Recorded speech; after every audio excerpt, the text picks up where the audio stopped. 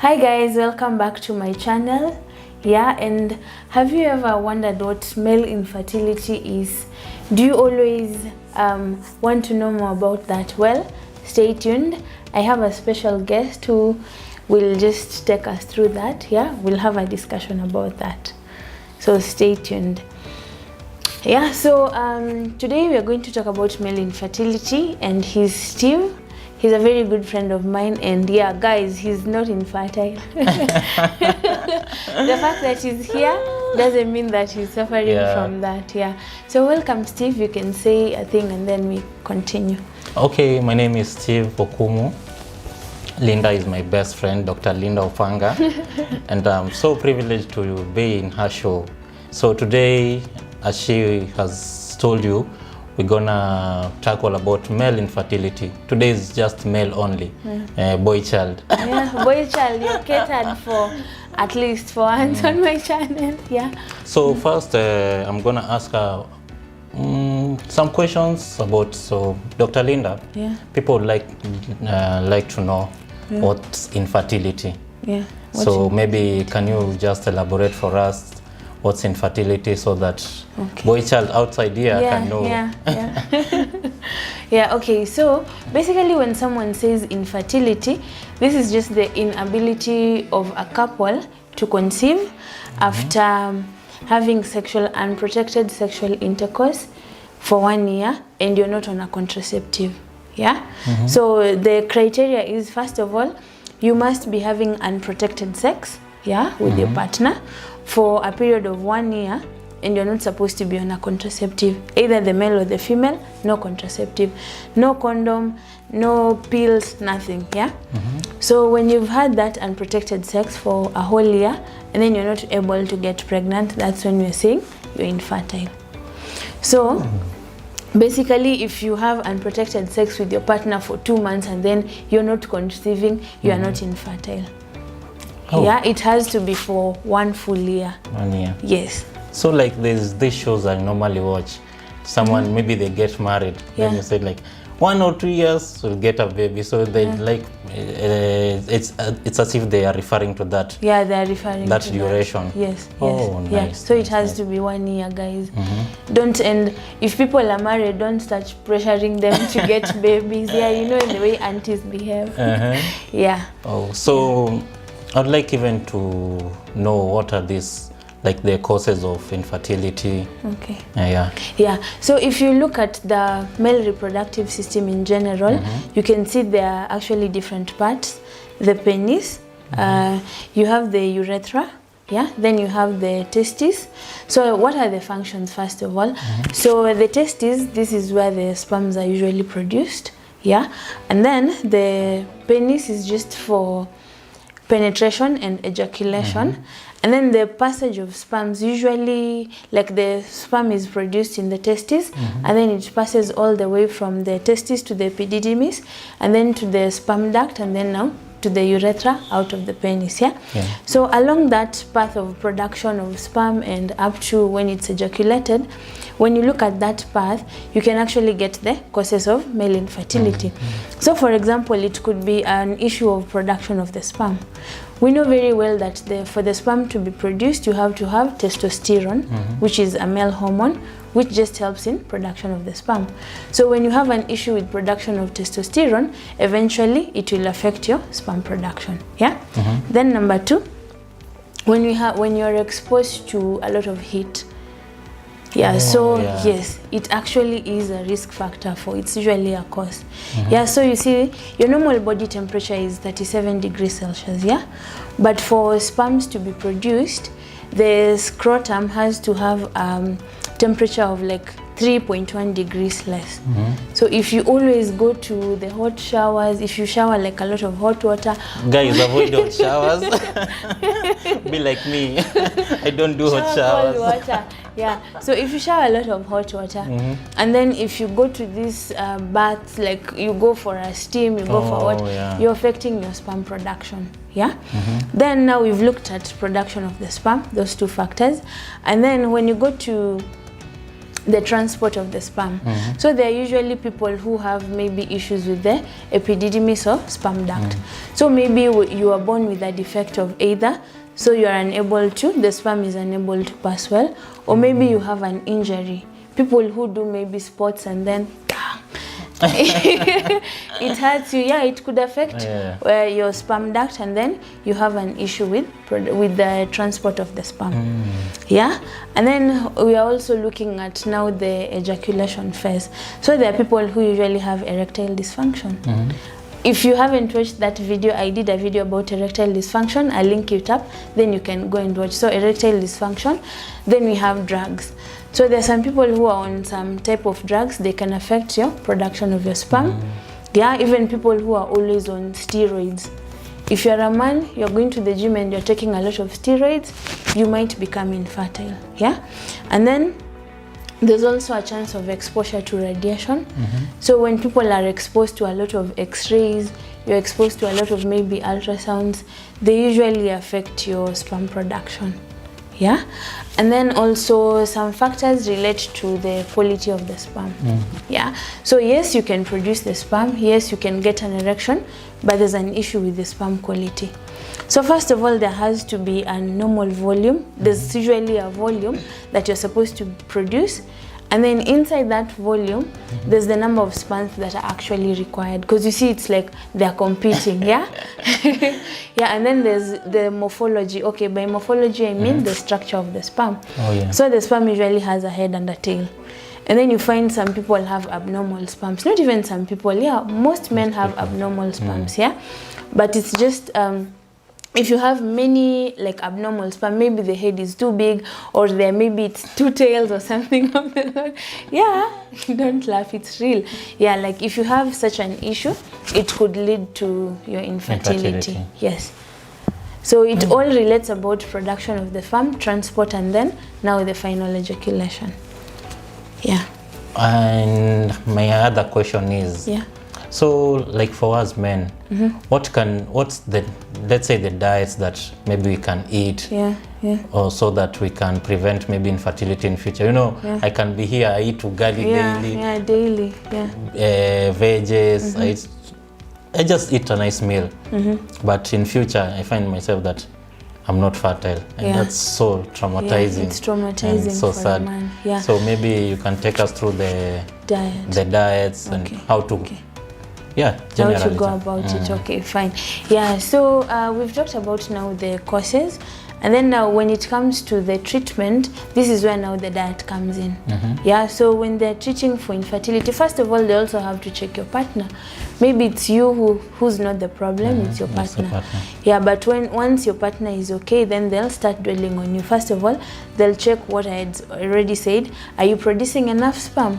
Then if is the sperm of high quality in order to fertilize the egg?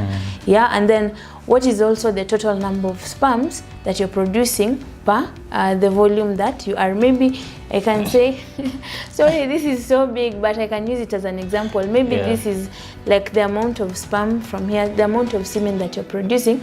So they'll calculate, okay, like they'll check under the microscope and then physically count the number of spermatozoa in your semen, So that counts a lot. Those are the tests that they do.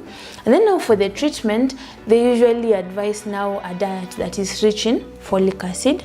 Yeah, so if you take sukuma wiki, green leafy vegetables, they're very good in folic acid. So folic acid basically... Wait, that's why I say maybe at home my mama just prepares like daily greens, then... Yes, green leafy vegetables are very good source of iron and folic acid.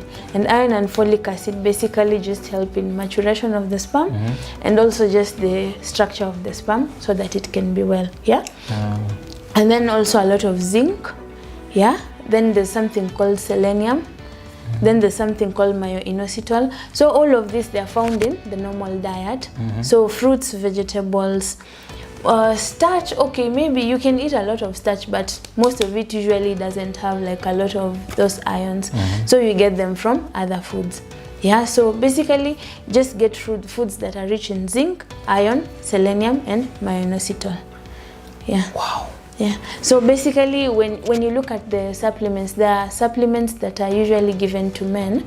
I don't want to mention the trade name because, I don't want to look like I'm advertising, and we are not supposed to advertise drugs. So when you look at most of those male supplements, they contain those core elements. And those ones, the zinc, the iron, the folic acid, and minoxidil and selenium.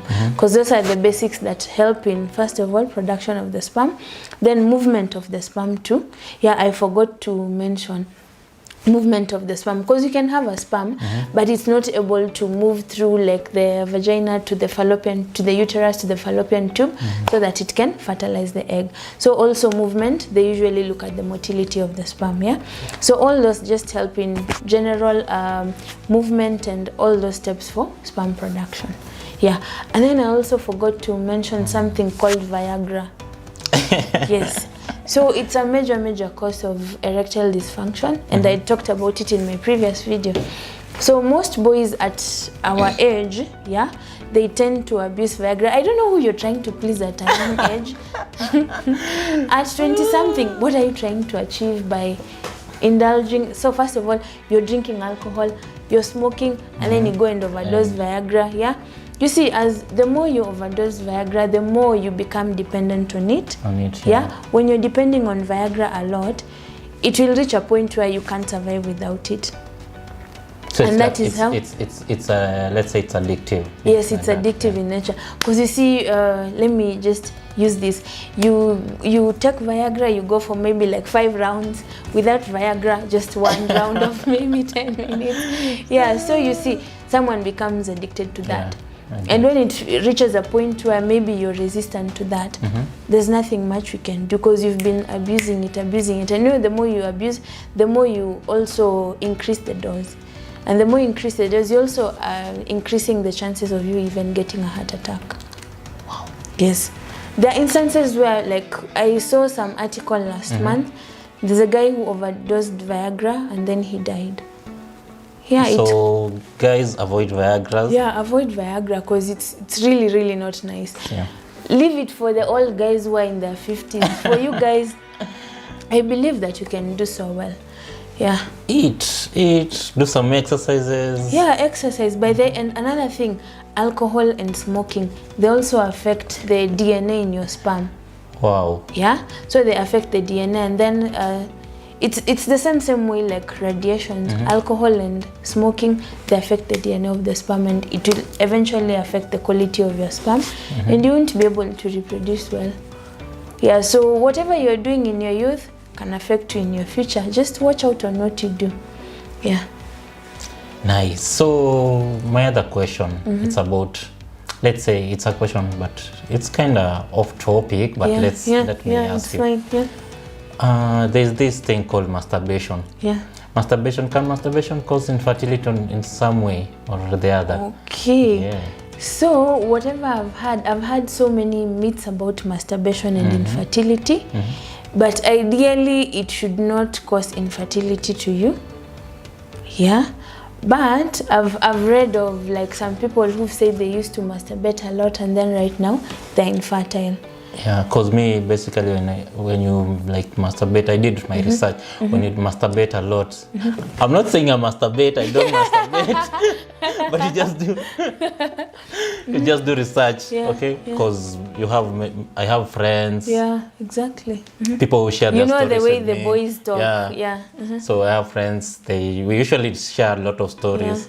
So with I tell them that, as per my research, when you masturbate a lot, it reduces the quantity and the quality of the... No, I don't think it will reduce the quantity and the quality, because this is essentially what happens. When you eat well, when you exercise well, avoid alcohol, there's no way your quantity and quality of the sperm will be affected. It's not like ladies, whereby you see even in the Bible, Abraham could be able to impregnate someone at an old age. These days, ladies, you reach a point where your eggs are not like very fertile, because you see we are born with eggs, and then with each menstrual cycle they're shed off and then they reduce in number. It's not like for you guys who sperm are just being produced like that. For us it's different, so for guys, I know you can be able to impregnate someone at any given age, it doesn't matter. Anyway, if you have any information about masturbation and infertility, I'll also go and read more about that. And then I'll let you know. But if you know some bits about that, please let us know in the comment section. We would really love to know about that. Yeah. But what I can say, maybe this is just my thinking, maybe the more you masturbate, the lesser you're likely to get an erection when you're with a girl, because you're addicted to Vaseline and yourself. So that's what I'm thinking. You're addicted so you to won't be able to business. Yes. It's called monkey business. Whatever. So you won't be able to actually like get an erection. Maybe, but I'm not so sure about that. Yeah. But anyway, guys, if you have experience with that, let me know so that we can actually carry on. Okay, fine. Yeah, so guys, basically that's it.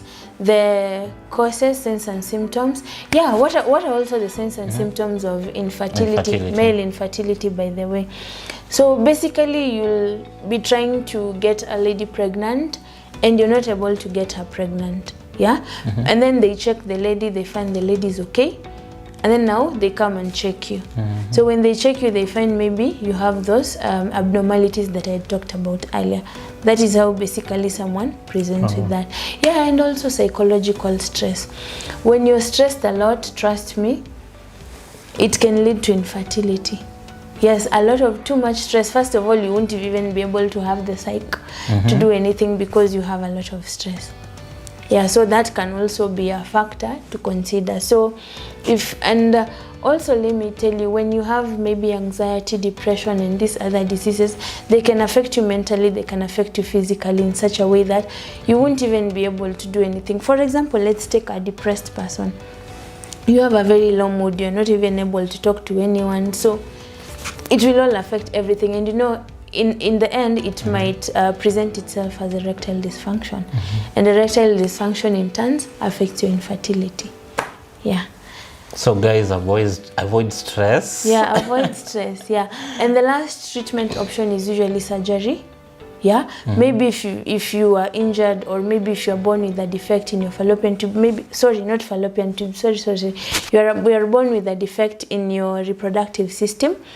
So it will reach a point, maybe there's something called testicular torsion. You'll read more about that. So it may require surgery for them to correct that. Maybe there's a blockage in your epididymis or vas deferens sperm duct that is blocking the sperm to pass. They can correct that with surgery.